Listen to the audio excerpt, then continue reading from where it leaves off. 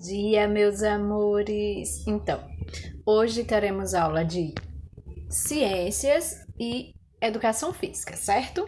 Então, prestem muita atenção na videoaula e qualquer dúvida é só perguntar, beleza? Bons estudos e vamos começar?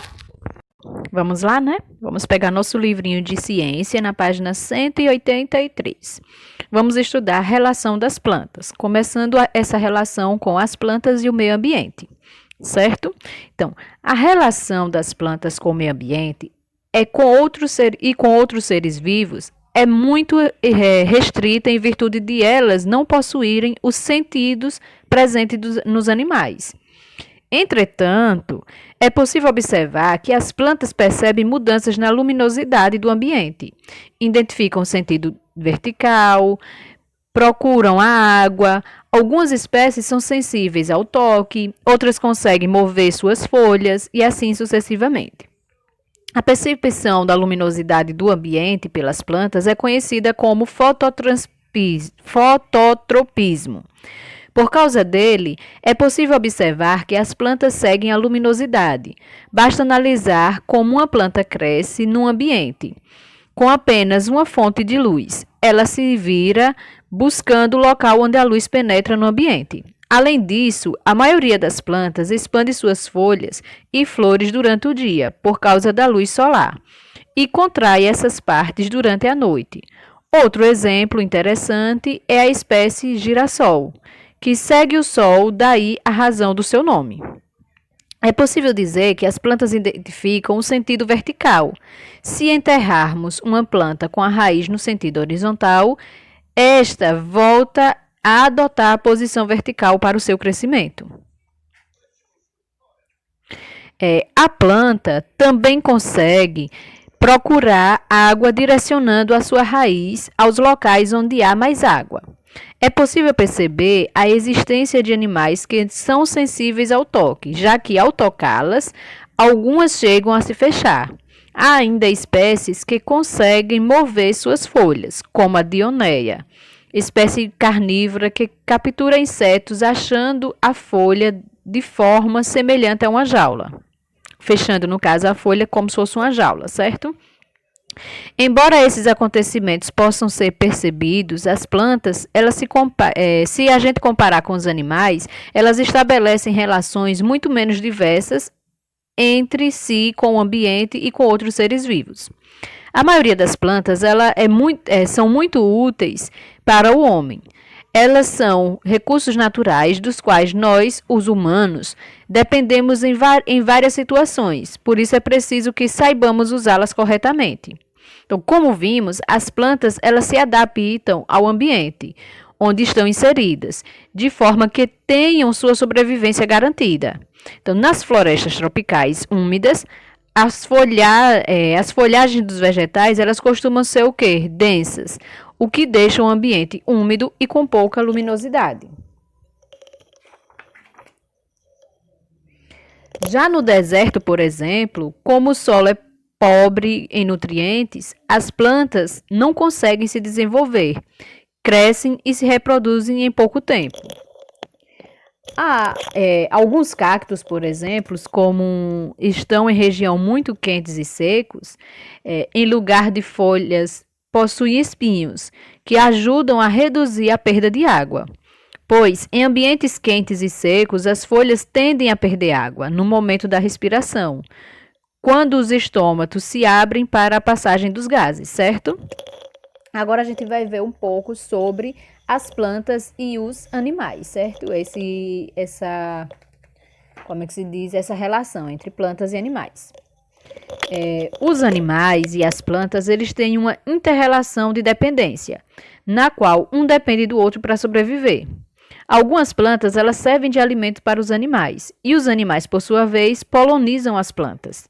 Então, junto com o vento e a água, alguns animais são polinizadores. São eles que levam o pólen, que é o agente masculino da fecundação, para o gineceu de outra planta, que é a parte feminina da planta. Daí se dá a fecundação e o fruto aparece. Certo? Então, essa é a relação entre planta e animais. Agora, vamos ver a relação entre as plantas e o ser humano. Primeiro, a gente vai ver o quê? a planta e a importância dela para o homem, certo? Então, a maioria das plantas é muito útil para o homem. Elas são recursos naturais dos quais nós, humanos, e os animais herbívoros dependemos em várias situações. Por isso é muito importante utilizá-las de maneira adequada. Exemplo aí, ó, ela é em questão de alimentação, a gente tem as frutas, as verduras, os legumes, os cereais e aí vai indo. Em questão de indústria, usamos as plantas para perfumes, bebidas, sucos, chás, látex, os móveis, os shampoos. Em medicamentos, temos os remédios, os chás com plantas medicinais. E para a questão do artesanato, temos os jarros, as bijuterias, as esculturas, as redes, os chapéus, os cestos, entre outros. Então, a natureza ela fornece grande variedade de alimentos para a nossa sobrevivência, mas existe um grupo de plantas nocivas ao ser humano.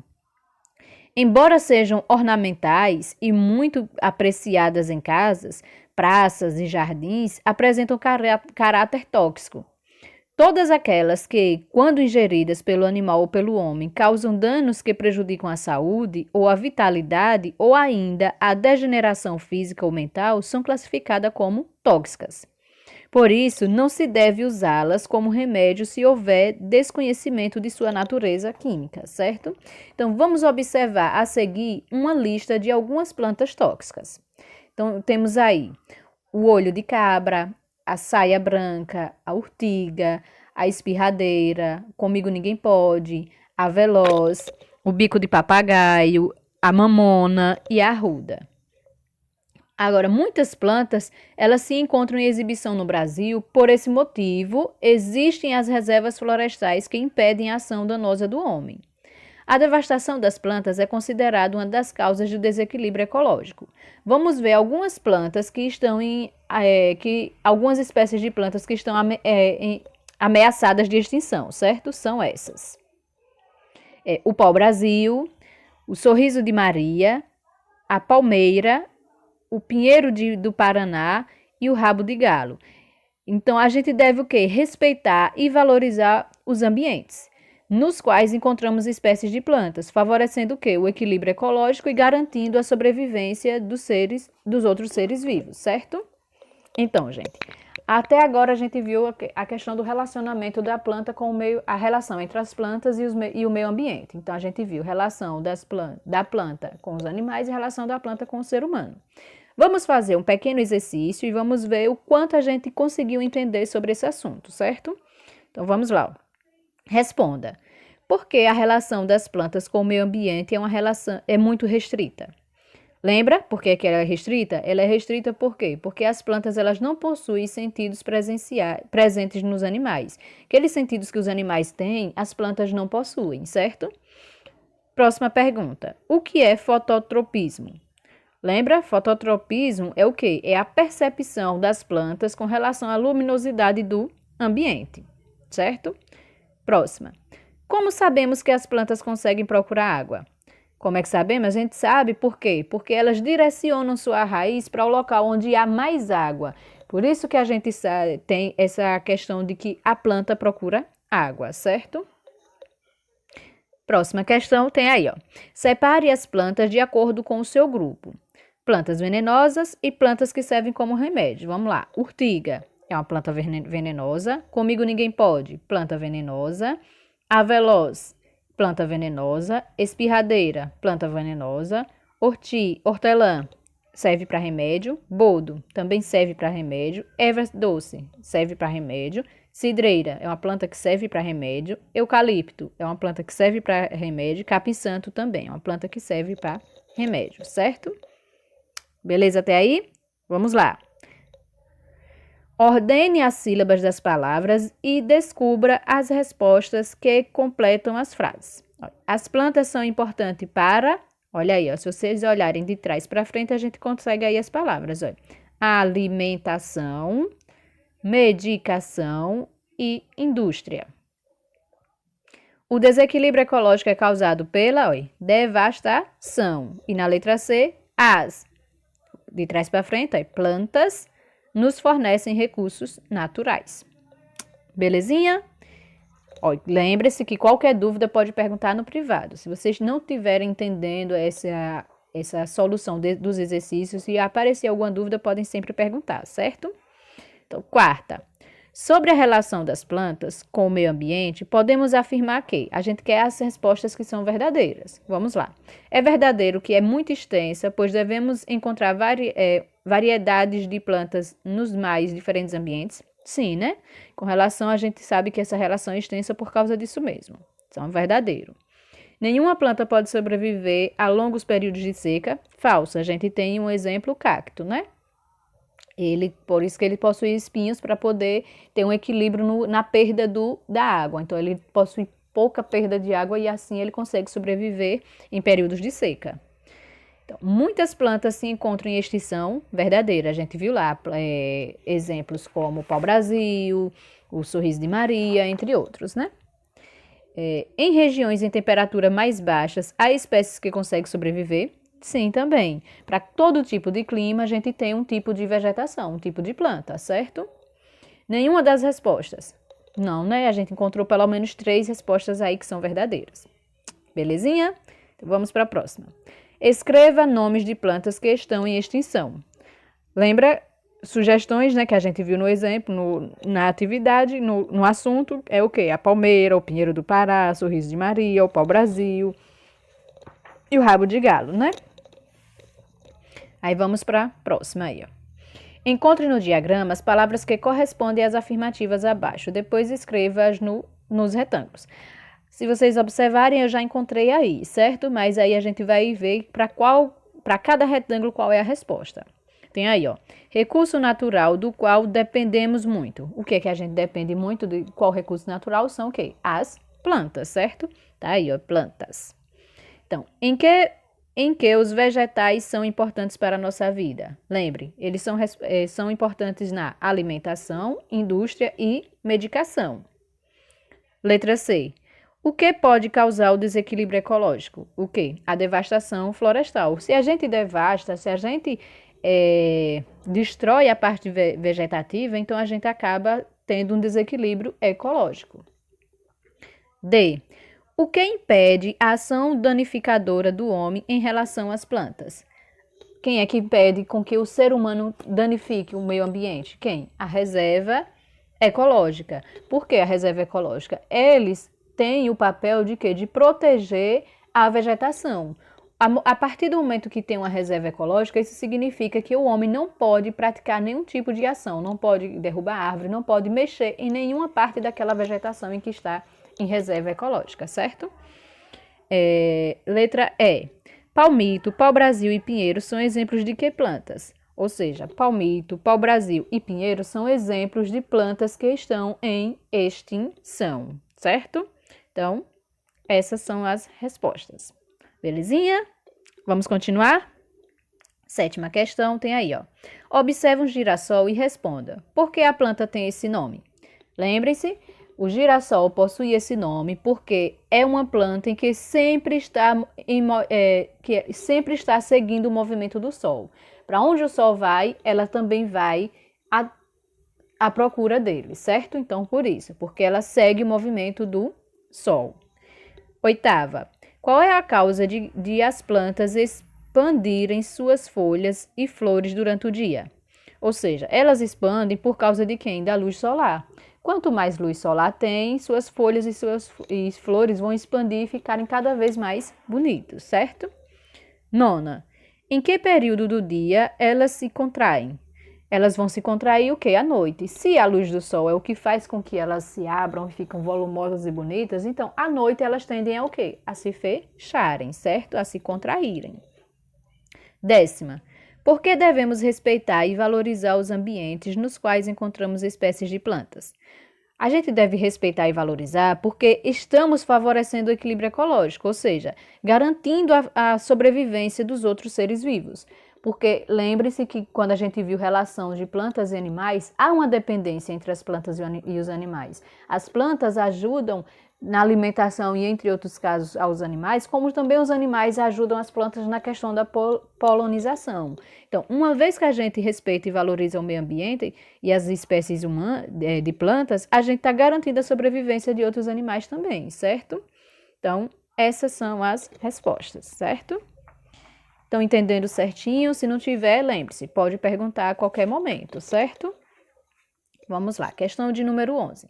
De acordo com o que foi estudado, escreva como as plantas a seguir se adaptam ao ambiente em que vivem. Iniciaremos o primeiro aí, é o cacto.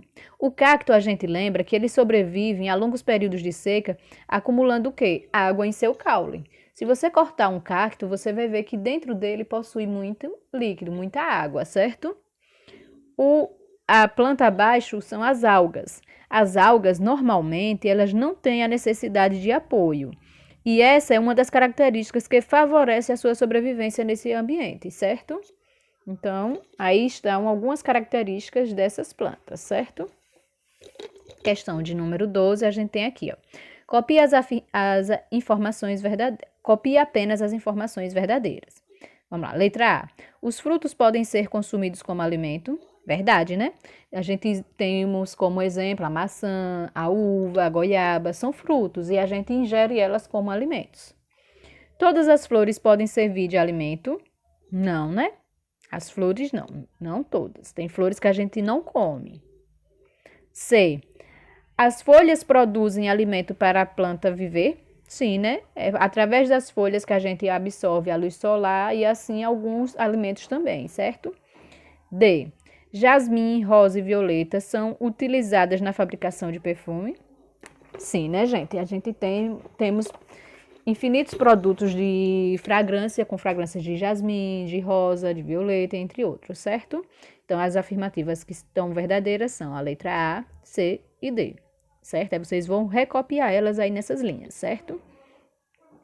Questão de número 13, a gente tem aí, ó. Observe a cena e explique como se dá a relação das plantas com os animais. Ou seja, vocês vão observar aí, ó, esse desenho aí, e vocês vão explicar o que vocês estão vendo aí. Qual é essa relação que tem aí? As plantas ajudam os animais em quê? E os animais ajudam as plantas em quê? Certo? Vocês vão copiar com as palavras de vocês o que vocês entenderam sobre relação entre plantas e animais, certo? Na 14, aí diz o quê? Ó? Pesquise 3 alimentos que utilizam ervas em suas receitas. Então, vocês vão procurar 3 tipos de alimentos que na receita deles, as ervas, ou seja, existem plantas como ingredientes, certo? Beleza até aí? Entendido, né? Então, vamos para o próximo assunto, que é o quê? Reprodução das plantas, certo? Então, a gente já sabe que, assim como os outros seres vivos, as plantas elas também nascem, crescem, reproduzem e morrem.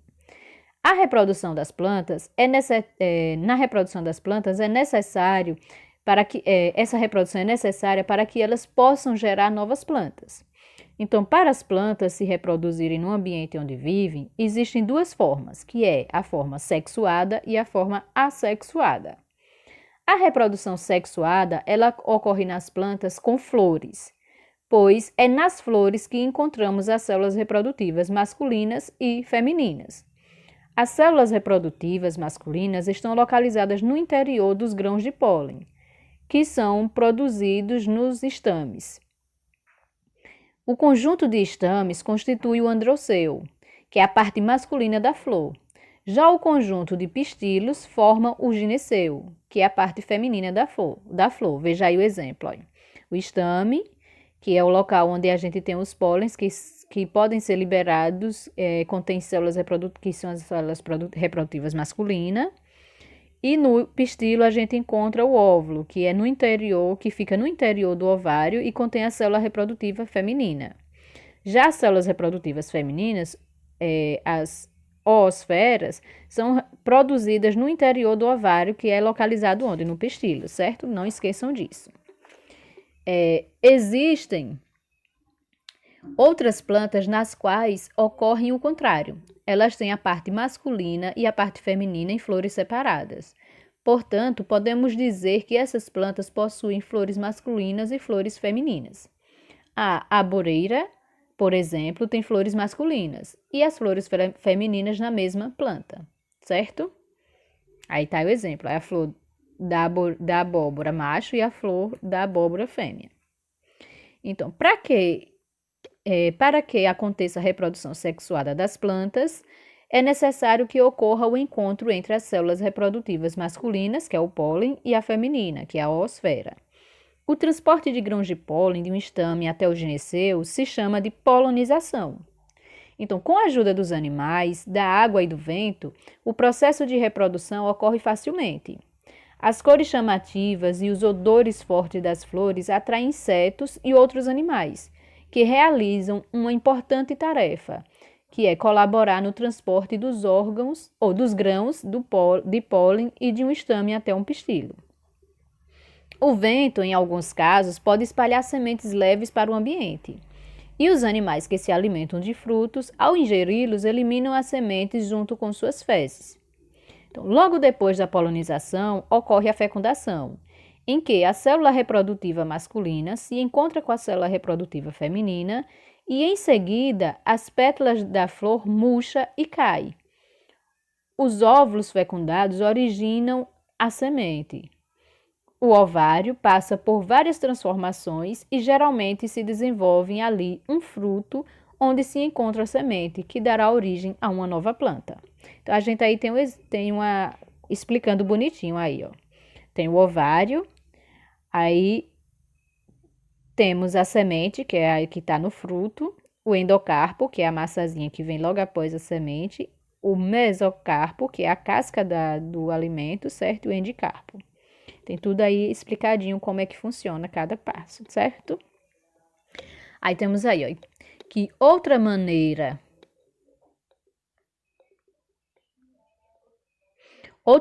de uma planta se reproduzir é através da reprodução, o quê? Assexuada. Lembra que até agora a gente estava falando da reprodução sexuada, que precisa dos seres das células reprodutoras femininas e masculinas. Então, outra forma é a assexuada.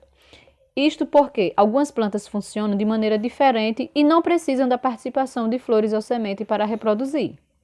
Então, para gerarem uma nova vida, essas plantas precisam apenas que caiam no solo pequenas partes como os esporos, folhas ou galhos.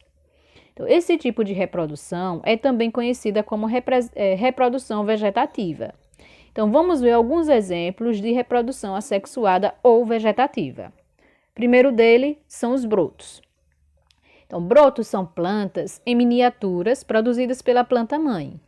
Esses brotos podem se separar da planta-mãe e dar origem a uma nova planta. A bromélia pode ser produzida dessa maneira, como o cactus também. A gente observa naqueles cactuzinhos pequenininhos que a gente costuma criar, plantar, né? Que depois você planta um e ali eles vão nascendo os brotinhos que vão caindo e assim vão aparecendo os mais cactos, certo? Outros são as rizomas. As rizomas são caules que crescem horizontalmente, embaixo da terra. Caso o rizoma se rompa, ele pode dar origem a uma nova planta, na qual seus ramos crescem em sentido vertical. Um exemplo de rizomas é a bananeira, certo? Outro é o tubérculos. Tubérculos são caules que acumulam reserva de alimento. Se um tubérculo se separar da planta-mãe, ele pode se enraizar e dar origem a uma nova planta. O exemplo de um tubérculo é a batata, certo? Vamos lá, continuando, a gente tem o quê? Que além das muitas variedades de reprodução estudadas anteriormente, ou seja, além da reprodução assexuada ou desses tipos de reproduções assexuadas, há outras plantas como musgos, samambaias e avencas que não têm flores, nem frutos, nem sementes, e elas se reproduzem através das células chamadas de esporos, que ao caírem no solo adequado podem germinar e originar outra planta. Aí a gente tem aí, ó, que os pontinhos pretos nas folhas das samambaias, elas são conjuntos de esporos, esses pontinhos pretos que a gente vê aí na folha, certo? De um tubérculo de batata pode surgir novas folhas também. E aí a gente tem os brotos de folhas da folha da fortuga, que surgem nas bordas das plantas, certo? Então, esse é o nosso assunto de hoje. A gente estudou hoje a relação das plantas e a reprodução das plantas, certo? Agora vocês vão fazer o exercício que tem logo após, da página 198 até a 200. Eu vou colocar descrito qual é a atividade de vocês de hoje para casa lá no Classroom, como também colocarei na agenda lá no grupo, certo? Bons estudos e qualquer dúvida pode perguntar no privado que estarei dando total apoio e estarei sempre tirando as dúvidas de vocês, certo? Qualquer dúvida sempre pode perguntar. Super beijos e vamos lá. Bons estudos!